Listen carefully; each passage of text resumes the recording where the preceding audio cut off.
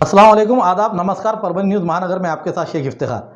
परभनी जिला एवं परभनी शहर महानगर पालिका की ओर से जो नियोजन किया गया है कोविड सेंटरों पर, वहां पर जो वैक्सीन नहीं मिल रही थी उसके लिए धांधलियां मची हुई थी। लेकिन आज तारीख 26 अप्रैल 2021 सोमवार के रोज सर्वे यूपीएचसी स्वास्थ्य केंद्रों पर स्थित कोविड टीकाकरण करना जारी हुआ है। इसी के साथ कोशील्ड ये टीका भी उपलब्ध कराया गया है। इसलिए नागरिकों ने कोविड टीकाकरण और कोशील्ड ये दोनों टीकाकरण कराकर ले, ऐसा मनपा प्रशासन की ओर से मनपा आयुक्त देवीदास पवार और मेडिकल ऑफिसर महानगर पालिका इन्होंने कहा है। दरमियान आप वहाँ नागरिक गर्दा ना करे और दूरियां बनाए रखकर ये दोनों भी टीका लेकर अपने आप को सुरक्षित पाए, ऐसा आह्वान भी, अपील भी महानगर पालिका की ओर से की गई है। Subscribe now and press the bell icon. Never miss an update. 18 वर्ष के ऊपर के सभी युवकों को मुफ्त टीका दिया जाएगा। महाविकास आघाड़ी सरकार का महत्वपूर्ण निर्णय। आज 25 अप्रैल 2021 रविवार के रोज राष्ट्रवादी कांग्रेस के राष्ट्रीय प्रवक्ता और अल्पसंख्यक मंत्री नवाब मलिक इन्होंने जानकारी देते हुए कहा कि राज्य के 18 वर्ष के ऊपर के सभी को मुफ्त कोविड का टीकाकरण किया जाएगा और उसके लिए कम कीमत के अच्छे टीका उपलब्ध हो, इसके लिए जागतिक टेंडर निकाला जा रहा है। उसके लिए राज्य सरकार के तिजोरी से ये प्रोग्राम हाथ में लिया जा रहा है। कोविड शील्ड केंद्र को 150 रुपये में और राज्यों को 400 रुपये में और खानगी में 600 रुपये में रहेगी। कोवैक्सीन की कीमत भी राज्य के लिए 600 रुपये और खानगी में 1200 रुपये घोषित की हुई है, ऐसा नवाब मलिक इन्होंने कहा है। केंद्राने जी नीती जाहीर केलेली आहे की 1 तारखेपासून देशामध्ये 18 वर्षापेक्षा जास्त लोकांना वॅक्सिन लावण्याची परवानगी त्यांनी दिलेली आहे। पण 18 वर्षे जे लोक आहे, 45च्या खालचे लोक आहेत, त्यांना केंद्र हे कुठेतरी वॅक्सिनचा पुरवठा करणार नाही हे स्पष्ट आहे। त्याच दरम्यान कोविड शील्ड असेल, त्यांनी पण सांगितलेलं आहे की आम्ही केंद्राला 150 देऊ, राज्यांना 400 रुपये देऊ आणि खाजगी लोकांना 600 रुपये किंमत राहील। कोवॅक्सिनची पण किंमत कुठेतरी 600 राज्यांना आणि 1200 रुपये कुठेतरी खाजगी लोकांना, असा त्यांनी पण किंमत जाहीर केलेला आहे। मागच्या कॅबिनेटमध्ये या विषयावर चर्चा झाली होती।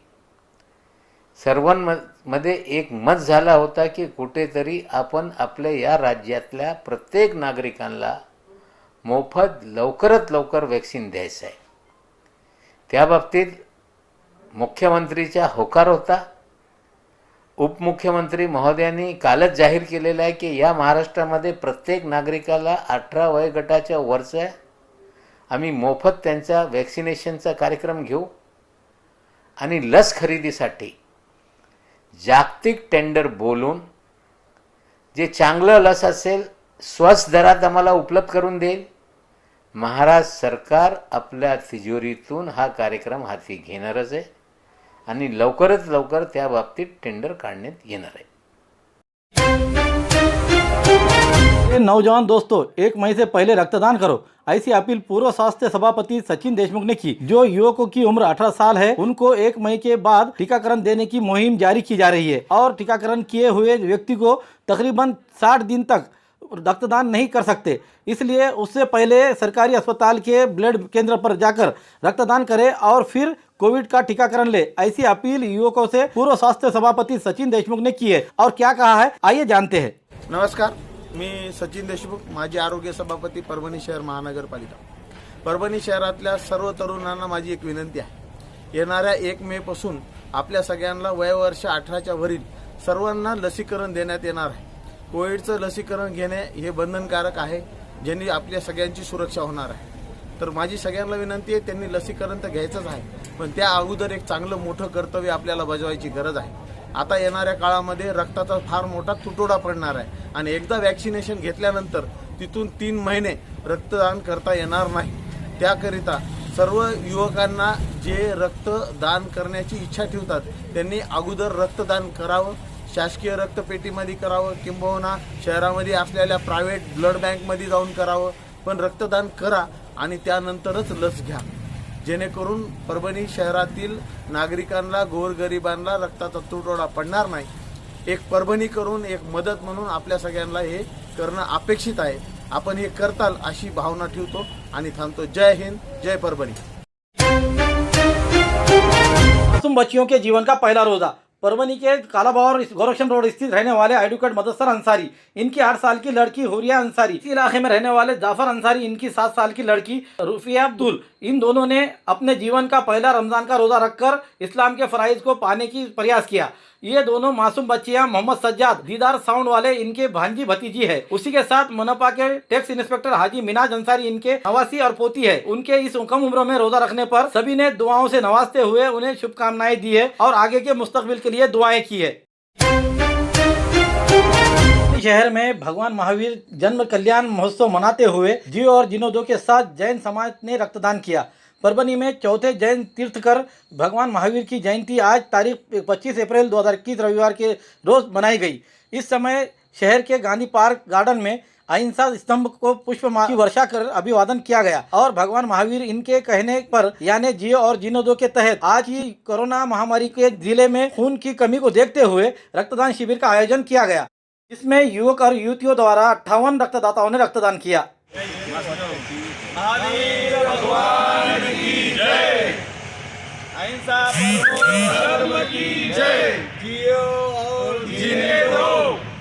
आज भगवान महावीर यांचा 2620वी जन्मजयंती आणि त्या कार्यक्रमाच्या दृष्टिकोनातून सध्या कोविडची पार्श्वभूमी पाहता सर्व नागरिकांना आवाहन करण्यात येत आहे की त्यांनी घरामध्येच राहून प्रशासनाने जे नियम पाळून दिलेले आहेत त्या नियमाचं पालन करून महावीर जयंतीचा सण साजरा करावा।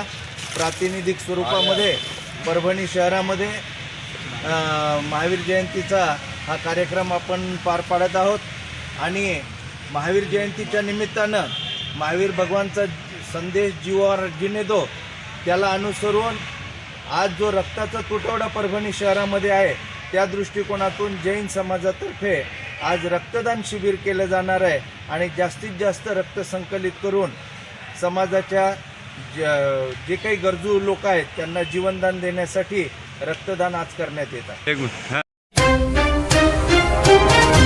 में रास्ते पर बिला वजह फिरने वालों पर पुलिस ने की कार्रवाई। मानो शहर में लॉकडाउन लगा हुआ है, उसके बावजूद कुछ युवा वर्ग मेडिकल और दवाखाने के नाम पर फिरते हुए दिखाई दे रहे हैं। मानव पुलिस प्रशासन की ओर से पीआई रमेश स्वामी इनके मार्गदर्शन पर बिला वजह फिरने वालों पर कार्रवाई की है। इस समय पीएसआई नागनाथ टुकड़े, ट्रैफिक पुलिस नरेंद्र कांबळे, नारायण सोलंके, मंगल पवार, ड्राइवर कैलाश खरात और होमगार्ड हड़ने केदारे, इन्होंने नागरिकों को कोरोना नियम का पालन करे, घर पर ही रहे, अति जरूरत काम हो तो ही घर से बाहर निकले, घर से बाहर निकलते समय मास्क का इस्तेमाल करे, सैनिटाइजर का इस्तेमाल करे, दूरियां बनाए रखे, ऐसा पुलिस द्वारा कहा गया। इस दरमियान बिला वजह फिरने वाले और बिना मास्क के लोगों के खिलाफ दंडात्मक कार्रवाई की गई।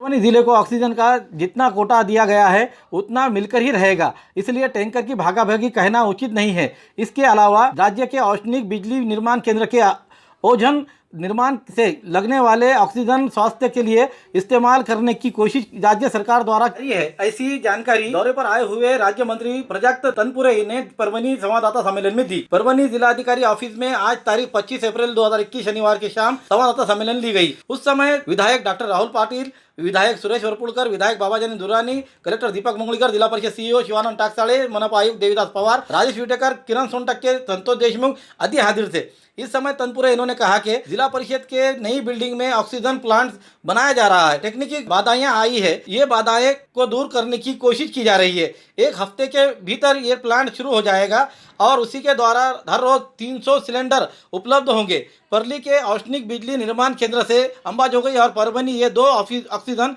प्लांट बनाए जा रहे हैं। अंबाजोगई स्थित काम अंतिम हिस्से में है, 2 दिन के भीतर प्लांट शुरू होगा। परभनी के प्लांट के लिए बड़े कंप्रेसर लगेंगे, वो पुराने क्यों ना हो, उसके लिए कंप्रेसर मिलना है। इसी नजरिए से वरिष्ठ स्तर पर कोशिश की जा रही है, ऐसा तनपुरे इन्होंने कहा। मागच्या आता आपण ह्या दुसऱ्या लाटेचा सामना करतो आहोत। पहिली लाट जेव्हा आली त्यावेळेस तुलनेने अशी परिस्थिती नव्हती की ऑक्सिजनचा इतका तुटवडा किंवा इतकी मागणी ऑक्सिजनची मागच्या पहिल्या लाटेमध्ये नव्हती। तुलनेने दुसऱ्या लाटेमध्ये याचा प्रसार देखील जोरात असल्या कारणानं म्हणा जास्त लोक पटकन इन्फेक्ट होत आहेत, त्यामुळे ऑक्सिजनची मागणी ही मोठ्या प्रमाणावरती वाढलेली आहे आणि याचाच एक भाग म्हणून ऊर्जा विभागाने आमची महाजनको महानिर्मिती कंपनीचे जे काही प्लॅन्ट्स आहेत औष्णिक विद्युत निर्मिती प्रकल्प, तिथे बऱ्याचशा प्लॅन्ट्समध्ये ओझोन निर्मिती केली जाते. ओझोनपासून आपण पुढं जे काय बॉयलरला फीड वॉटर आहे त्याच्यावरती ट्रीटमेंट करण्यासाठी आपण ओझोनचा वापर त्या प्लॅन्टमध्ये करतो. परंतु ही आपत्कालीन परिस्थिती लक्षात घेता असं एक गोष्ट पुढे आली की ह्या ओझोनचा वापर आपण काही काळ जर थांबवला आणि त्याऐवजी क्लोरिनेशनची प्रक्रिया करून देखील हे पाणी शुद्ध करता येतं. आणि जिथं जिथं मासे प्लांट्स आहे तिथं हे क्लोरिनेशन करून पाणी शुद्ध करायचं आणि मग हा ओझोनचा वापर बंद केल्यानंतर ह्या ओझोनसाठी जो काय ऑक्सिजन लागतो तो आपल्याला मेडिकल पर्पजसाठी वैद्यकीय क्षेत्रासाठी वापरता येईल का, या संदर्भात आम्ही बराचसा आढावा घेतला, बऱ्याचशा बैठका घेतल्या. परंतु ती जी यंत्रणा आहे ती अतिशय वेगळी आहे. त्याचं जे काय मेकॅनिकल सगळ्या काही गोष्टी आहेत त्या वेगळ्या आहेत, पर्पज देखील वेगळे होते आणि इथं वेगळे पर्पज आहे, इथल्या काही पॅरामीटर्स वेगळे आहेत आणि म्हणून ते लगेचच्या लगेच करणं काही त्याला थोड्याशा काही तांत्रिक बाबींच्या अडचणी आहेत. परंतु सुदैवानं परळीचा जो आपला प्रकल्प आहे तिथं एक नवीन संच बसवण्याचं काम चालू होतं आणि त्याकरता हे ओझोनायझेशनचं जो काही प्लांट आहे तो आयता तिथं येऊन पडलेला होता, जो काय अजून बसवलेला आपण नव्हता. आणि म्हणून ते 2 प्लांट होते तिथं, तर एक आयडेंटिकल प्लांट आहे, इथं देखील 300 सिलेंडर जवळपास बनले जातील अशी अपेक्षा आहे. ऑक्सिजन सिलेंडरचे जे काही लिक्विड ऑक्सिजनचे काही टँकर आहे, परभणी जिल्ह्याचे 2 वळवले, काल एक वळवला, त्याच्या आधी एक वळवला. नाही, आता मी कलेक्टर महोदयांशी देखील चर्चा केली. मला काय असं वाटत नाही. तिसरा दिवस आहे आज तिसरा जालन्याला बोलवला. नाही, तसं काही विषय नाही. आपण आता काय आहे, शेवटी राज्यात जो ऑक्सिजन आपण तयार करतो तो सगळा आपण युटिलाइज करतो आहोत. इंडस्ट्रीला आता आपण 0 अलोकेशन टू इंडस्ट्री सगळं आपण ह्या मेडिकल पर्पजसाठी वळवलं आहे. त्यामुळे आता यंत्रणेवरती ताण आहे हे निश्चित आहे, कारण मागणीच एवढी वाढलेली आहे की याची कुणाला देखील अपेक्षा नव्हती की इतकी मागणी वाढू शकेल. त्यामुळे यंत्रणेवरती ताण आहे हे मी कबूल करतो, पण असं पळवापळवीचं काय धरून नाही. असं काय जे काय डेडिकेटेड कोविड हॉस्पिटल आहे तिथं देखील बसवण्याचं चालू आहे. त्याचा अजून कमिशनिंगला थोडासा वेळ अवधी लागू शकतो. साधारणपणे 1 आठवड्याभराचा अवधी आम्ही गृहीत धरलेला आहे. 24 तास दिवस रात्र महाजनको कंपनीचे काही अधिकारी आपण इथे डेप्यूट केलेले आहेत जे की अगदी दिवस रात्र वॉर फुटिंगवर त्याचं काम चालू आहे आणि आठवड्याभरात आमचं प्रयत्न आहे की ते काम पूर्ण होऊन इथं देखील जवळपास 300 सिलेंडर आपल्याला जर इथं मिळाले तर खूप मोठा ताण इथल्या देखील यंत्रणेवरचा आपला वाचणार आहे. आणि त्याचप्रमाणे आम्ही हा देखील प्रयत्न केला की बऱ्याचशा ठिकाणी आमचे हे प्लांट जिथं बसलेले आहेत, कोराडी खापरखेडा असेल, परळीतले काही संच आहेत आणि इतर ठिकाणी जिथं ज्या प्रेशरमध्ये आपल्याला जो ऑक्सिजन मिळतो आणि तो सिलेंडरमध्ये जर भरायचा असेल तर त्याला जास्त प्रेशर, जवळपास 150 kg प्रेशरची रिक्वायरमेंट आहे आणि आपल्याला मिळतो जो आउटपुट ते साधारणपणे 4-4.5 kgचं आउटपुट मिळतं केजी प्रेशरचं. आणि 150 kg प्रेशरमध्ये भरण्याकरता त्याचे काय मोठे कॉम्प्रेसर्स लागतात, बूस्टर पंप्स लागतात. त्याची देखील महानिर्मिती कंपनीने आता टेंडर, आम्ही शॉर्ट टेंडर काढलेलं आहे. टेंडरमध्ये परंतु त्याला कदाचित आता किती अवधी लागू शकेल, थोडासा जी आपल्याला इमर्जन्सी आहे त्यात कदाचित थोडासा वेळ लागू शकेल, कदाचित 1-2 महिने देखील लागू शकतील कदाचित. किंवा कुठं अजून असे सेकंड हँड प्लांट्स आहेत का, कॉम्प्रेसर्स आहेत का, त्याचा देखील आम्ही पाठपुरावा करतोय की जे उचलून आपण इकडे बसू शकू. ते कॉम्प्रेसर जर आले तर खूप अजून मोठ्या प्रमाणावरती आपण गॅस सिलेंडर्स भरू शकू, आहे त्या प्लांटमध्येच तिथं भरू शकू. उदाहरणार्थ आमचा कोराडीचा सर्वात मोठा प्लांट आहे, तिथं जवळपास 1,500 सिलेंडर्स आपण भरू शकू, इतकी कपॅसिटी कोराडीच्या प्लांटची आहे. आणि असा देखील आमचा विषय चालू आहे की जेणेकरून हा काय, मी म्हणत नाही की ह्यांनी काय एकदम सगळा प्रश्न सुटणार आहे, परंतु आज आपल्याला कुठे कुठे ऑक्सिजन मिळेल, जिथून जिथून उपलब्ध होईल तिथून तिथून ऑक्सिजन उपलब्ध करण्याची आपली गरज आहे. आणि ती बघता हा ऊर्जा विभागाचा, महानिर्मिती कंपनीचा हा प्रयत्न चालू आहे. आणि जे जे करणं शक्य होईल ते आम्ही सर्व पूर्णपणे ऊर्जा विभागाचे प्रयत्न चालू आहेत की ह्या गोष्टीला तोंड देण्याकरता कसा लवकरात लवकर आपल्याला यातून मार्ग निघेल याचे आमचे प्रयत्न चालू आहेत. ही झाल्याने मी म्हणणार नाही की पूर्णच ऊर्जा विभागाकडून ऑक्सिजनचा प्रश्न निकाली निघेल, परंतु त्या त्या भागात निश्चितपणे एक काही ना काही दिलासा देण्याचं काम या यंत्रणेमार्फत होणार आहे. हिंगोली शहर की भूमिगत सीवरेज योजना की उच्च स्तरीय जांच की मांग की गई है. शहर में शहरी विकास भूमिगत सीवरेज योजना के लिए 78 करोड़ रुपयों का काम सरकार द्वारा शुरू किया गया था. हिंगोली शहर में भूमिगत सीवरेज परियोजना का कार्य बजट के अनुसार नहीं किया गया है और ये काम तकनीकी रूप से बहुत खराब होने की सहित काम का गुणवत्ता जांचे बिना बिल भुगतान बिना किसी प्रत्यक्ष सत्यापालन के अंदरूनी वित्तीय लेन देन के बल पर किए जाने का आरोप लगाकर योजना का काम की उच्च स्तरीय जांच कर योजना के घोटाले के आरोपियों पर मामला दर्ज करे, ऐसी मांग विराट राष्ट्रीय लोक मंच के संस्थापक अध्यक्ष शेख नईम शेख लाल इन्होंने की है. घोटाले का उच्च स्तरीय जांच करने की मांग करने पर अन्य अखबारों में जिस तरह दैनिक भास्कर, देश उन्नति, अन्य अखबारों में भी समाचार प्रकाशित हुए हैं. आप देखते हैं मुख्यमंत्री इस पर क्या निर्णय लेते हैं, ये आने वाला समय ही बताएगा. आपको किस तरह पसंद आ रहे हैं इसके लिए लाइक करें, शेयर करें, कमेंट करें, सब्सक्राइब करना ना भूलें. Subscribe now and press the bell icon. Never miss an update.